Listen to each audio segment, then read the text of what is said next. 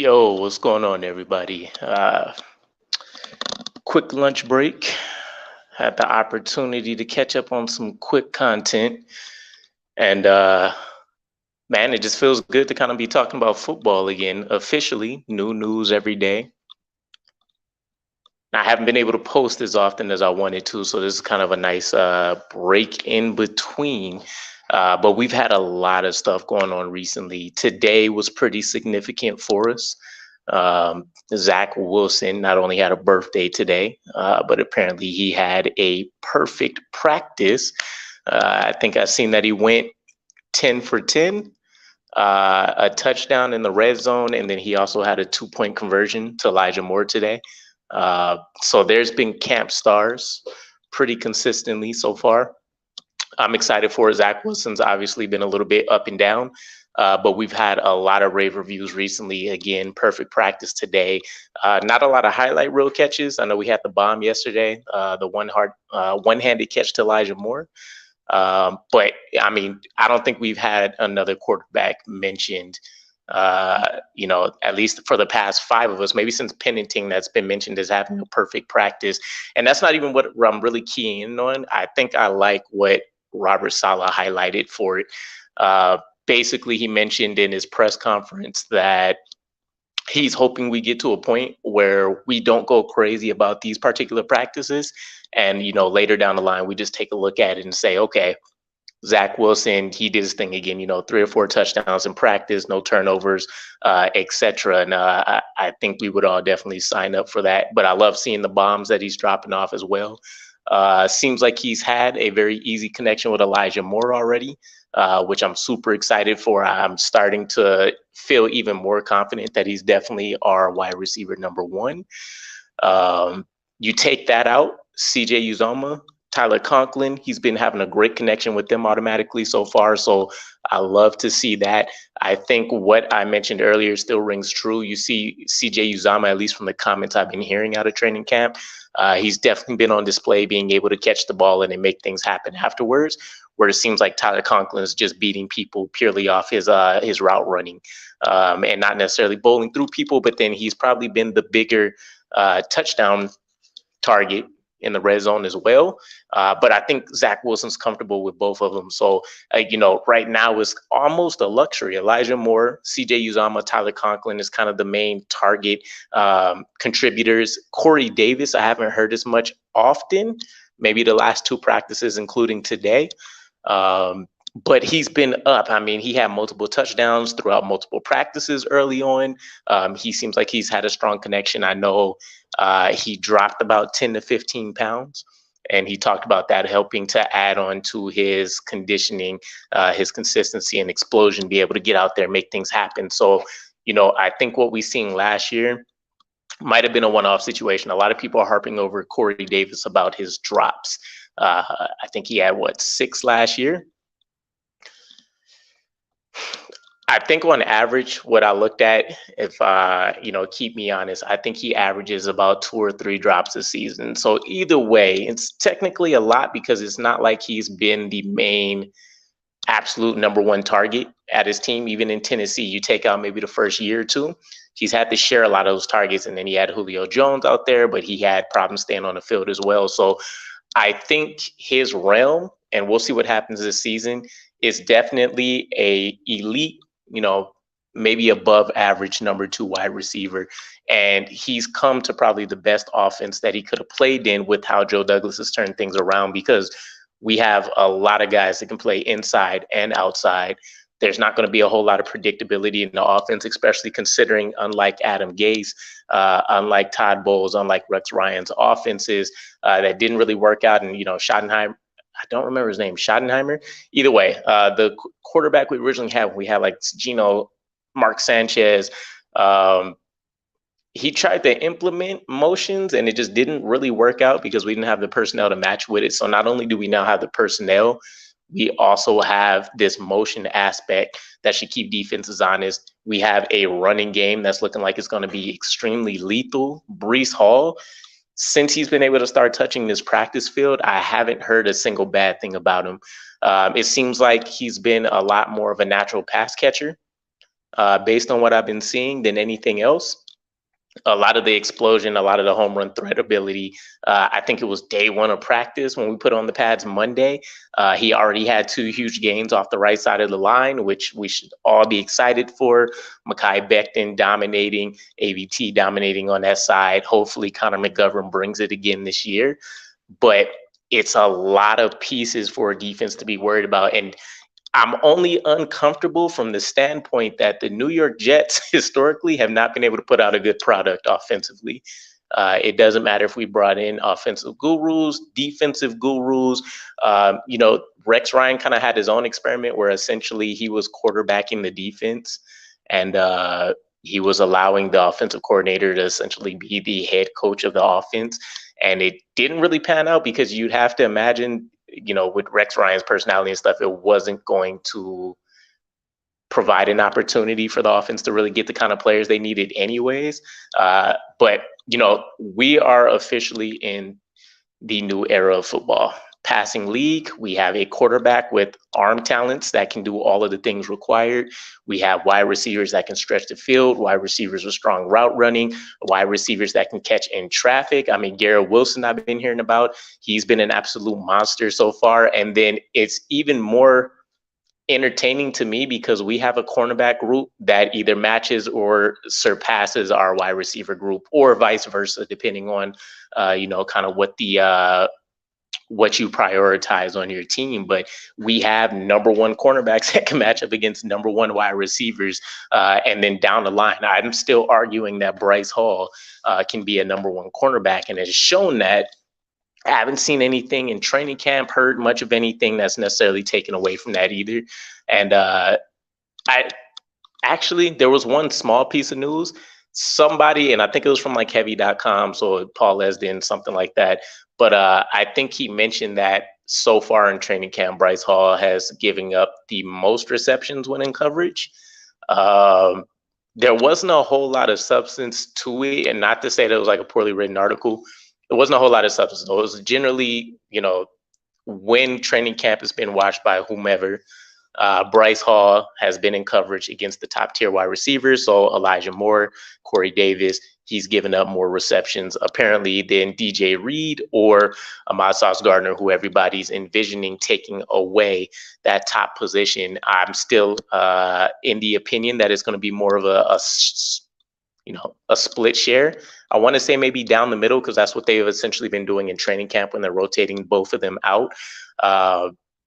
But Ahmad Sauce Gardner, I mean, he seems like a guy that from day one, we knew what he was going to be. He's proven it so far. One of the things that I love most about what Joe Douglas has been able to do is the guys that we're bringing in are also, we keep throwing out this term high character guys.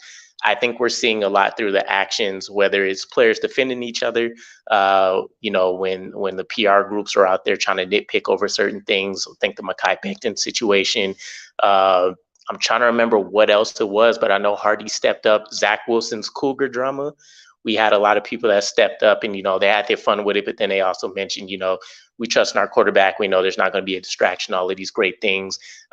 We had the incident with Sauce Gardner where DJ Reed got the 100-yard, pick six, and Sauce Gardner was running down the field with him. So it's all of these combination of things that I love to see. I think we have probably our most tight-knit group across the board. I won't even say it's based off position, probably ever. Relatively, it's easier to say that teams are together when they're winning. But I mean, I trust in this group pretty much 100%.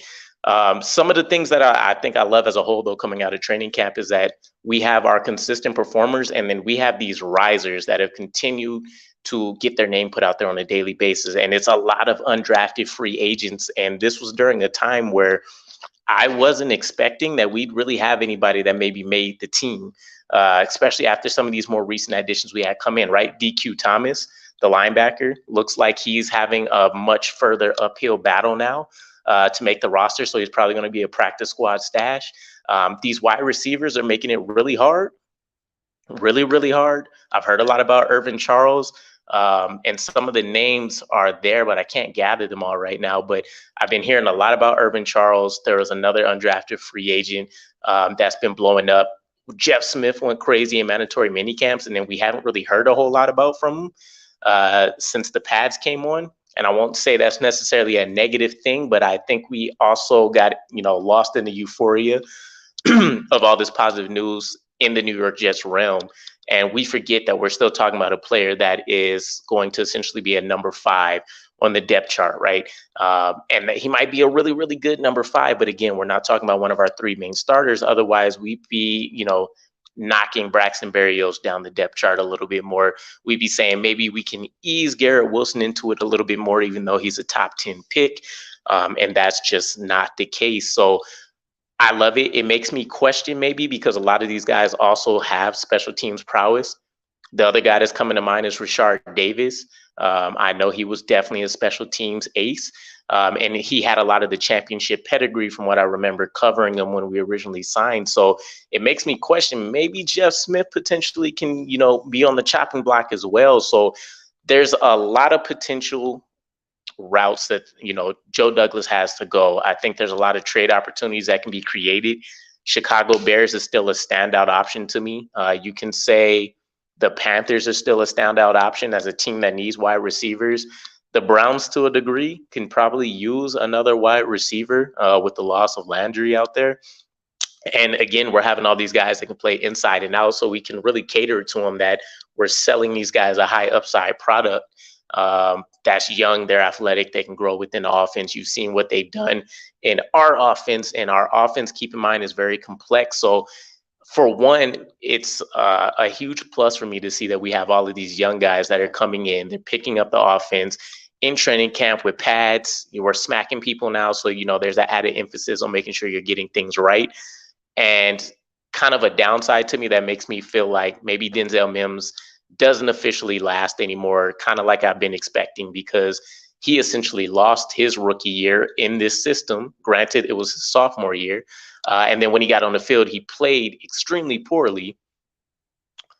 Now he's having an offseason, a fully healthy offseason, and we're starting to see him shine a little bit, but it might be that whole too little, too late kind of situation that's going on for him. John, Becton's passing sets have improved. Kudos to Duke Manyweather, sliding to the right side doesn't seem to be a problem. I would agree. And I wish I could find it today, but I'm doing it during a quick lunch break and kind of operating from the phone and everything. But I seen that training camp practice video where he blew up our coach, and I'm pretty sure it was John Benton with one hand coming off the line. So I love to see it. And it didn't even really feel like he was going full force. It was just kind of like he's trying to get a certain technique down. But I love it. I think it was the best thing possible. I don't know if this was originally the plan when we realized we might be switching up the guard tackle situation, but having AVT and Mekhi Becton together so they can grow, learn each other's tendencies, get the chemistry down, and then whether they switch together to the left side, whether they're flip-flopping, etc., it won't matter. We have the nuances down. They can work out some of the minor things like how to mirror pass sets, what the communication is going to look like in some of these run blocking zones. Keep in mind, when I did the West Coast scheme breakdown before, I told you guys we're not blocking people. We're looking to block areas. We want to be able to open up a lane, just like a car going through traffic, and make some things happen there. So super excited for it.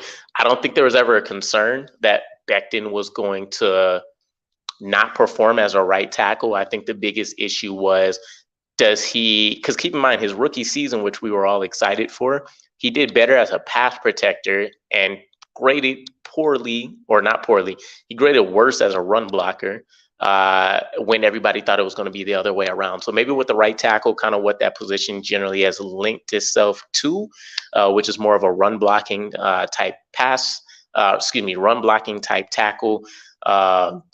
It's a situation that, works out in his favor a little bit. But all in all, I mean, like Salah mentioned, in this day and age, guys have multiple deadly bookends that we need to be concerned about. So him having his pass blocking chops and us seeing what's happening, I did see some concerns about him still getting beat. I think Jacob Martin beat him twice a day or two ago. So there's people that have been a little bit hyped up about that, but yeah, I'm definitely in the same boat. Quan is better than anticipated. Yes, yes, yes. He's one of the guys I've just been trying to catch up on a lot more lately. So Quan Alexander apparently is already running with essentially the starting squad. He's been paired starting at least with practice today with not Quincy, but CJ. He's been paired with CJ already. Uh, One of the questions I think that I asked, and I don't remember whose podcast I might have showed up on, but we were talking about the defense and what we run, right? Traditionally, last year we ran more of a 4-2-5, right? 4 defensive linemen, 2 linebackers, 5 secondary members. And I think this was more so just because how things panned out between injuries, being extremely young at linebacker, having more potential in the secondary. It worked its way out. But now that we have Quan Alexander, he's kept up in shape this entire time. He's looked extremely good so far in practice. I've heard he's popped multiple people a few times. He's getting run stops. I haven't seen him necessarily performing in the pass coverage department, and that's not a knock or a plus against him. I just haven't necessarily heard the news yet, but I'm extremely excited for it. So I think maybe this gives us more of that classic 4-3 look now. And while the secondary's gotten deeper, we have better impact players. So now we can stick more with our starting units, and we can rotate in players as needed, breathers, trying to open up, opportunities for certain packages we want to run when we do want to throw some exotic blitzes out there. So that should be an exciting time. I'm thinking Quan Alexander, for all intents and purposes, is essentially a de facto starter for us. Wide receivers going down in Dallas and Denver, open for business at extortion prices. I love the headline. We're going to need it for a video. Yeah, I heard Dallas is having extremely lot of trouble. I haven't heard about Denver actually, so I got to look into that and see who actually went down. It's been busy here, not only at work but at home, trying to keep up with all the things. But it's great news for us. This is a position we haven't been in essentially ever. It's been a very, very long time where we have a plethora of talent at certain positions, and now we can sit and wait, play the waiting game. We have, we have a good hand. We just need to make sure we're playing it correctly. So I think as well, something that might play to our favor is that some of our older players have been producing at other spots. And keep in mind, we dished out players that, had injury concerns, underperformance, whatever. Chris Herndon just got signed by the Saints. He's in a pretty good situation for himself to kind of grow, develop, learn, maybe have an impact role right away with how the wide receiver room's being turned over. And then Blake Cashman has actually been turning up the heat a little bit in practice, as I heard, with the Texans. So seeing the fact that it's not like we have players that are flamed out anymore, right? This isn't the Mike McCagnon, John Isaac drafts where we have Calvin Pryor that's out. We have D. Milliner that's out. We have all of these guys that we drafted that literally aren't even in the league anymore. We've had players, they haven't worked out for our situation. They are still productive. We're seeing it in other spaces. And then, yeah, as you mentioned, we talked about a little bit, these undrafted free agent wide receivers for us, they're doing well, better than expected for us. I'm more so excited for Rashard Davis because I think if we have more special team players in a rotation, we don't necessarily have to rely on Braxton Berrios in that major role. We can maybe incorporate him in some other aspects a little bit more in our general offense, and not make him necessarily become more so this gadget guy for us. I'm not a huge fan of the gadget plays, but I think sprinkling in like 2 or 3 of them maybe a game makes them pretty effective. And I'm not talking about like the end arounds and stuff that we've seen him do, some of the jet sweeps. I'm talking things like, the Philly specials, the Wildcat offenses we used to run, stuff like that. Having a few of those plays every game can end up swinging things in people's favor. And I think we've seen that a lot recently. So training camp, I'm excited. I think defensively, we've seen the same kind of rotation of players get called out for performing better than expected. I'm not mad at it. So, CJ Mosley has still been a leader. He's still standing out. Quan Alexander being new and being able to make an impact right away is exciting for me. Quentin Williams has been getting a lot of hype. Keep in mind, we've extremely upgraded our interior of our offensive line. So he's not beating scrubs anymore. He's going up against Laken Tomlinson. He's battling Connor McGovern. He's battling Elijah Vera Tucker, depending on what the alignment is. He has more weapons next to him and on the edges than he's ever had before to create a lot more of these one-on-one opportunities. You don't want a guy like Quentin Williams that can turn into a game wrecker at any moment. Ideally, in my head, I think the path that we've seen Alabama is what we're seeing follow here. He's finally hitting that third-year stride. He's having healthy off seasons. He's getting a better understanding of the defense, and we're allowing him to do what he can naturally take advantage of, which is attacking defense instead of reading and reacting. So Denver had Patrick. Oh, Tim Patrick. I did see that he went down, actually. I think I looked at that earlier today. And then James Washington for Dallas. Okay. Pretty, if I remember correctly, both of those guys are like a number 3 or number 4 for them. So they might be looking for help early. I think for us, we may be waiting to the last minute, which to me means after the second preseason game before we make any determinations that this guy is going to get traded and things like that. So I thought the timeline might move up, but just like with Mike White, I thought maybe he leaves early. My mind has changed a little bit. I think realistically, because we have such a deeper roster this time around, we see that we keep, Joe Flacco. Maybe he surprisingly leaves, but we keep a Joe Flacco. We keep a Mike White. We just signed the Streckler kid as another camp arm to help kind of improve our ability to make the most use of our practice. Because we're so deep, we want to make sure that we're giving all of these guys quality reps. And I think this is the perfect way to do it. So we give it up to the last minute, decide a lot of these camp position battles. Maybe we trade off a guy or two, and then that final third preseason game is where we're really doing the final fine tuning. I'm curious to see if we use our starters like we did last year, or if they give them more of a back seat. I think people might be comfortable with where Zach Wilson's at with this practice. Much like we are with Breece Hall, we know what Michael Carter's offering. I mean, he's definitely going to be a team captain. Robert Saleh essentially mentioned his leadership goes beyond just the running back room. It's spreading out to the entire team as a whole, not only offensively, but defensively. He's creating a lot of engagement. So, I love to hear it. But with that said, I might have to do a live again later.